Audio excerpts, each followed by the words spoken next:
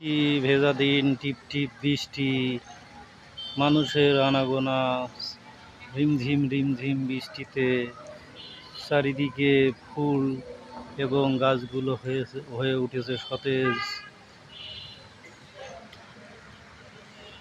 এবং চারিদিকের পরিবেশ দেখতে খুবই সুন্দর। যেদিকে তাকায় সেদিকে সবুজ আর সবুজ। বাগেরহাট ৬০ গম্বুজ মসজিদ।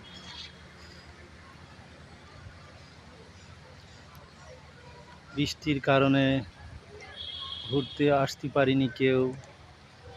পরিবেশটা খুবই শান্তশিষ্ট, চারিদিকেই সব জায়গায় ফাঁকা, কেউ নেই আশেপাশে। বৃষ্টি থামলে হয়তো কিছু কিছু আসবে, মানুষের আনাগোনা শুরু হবে।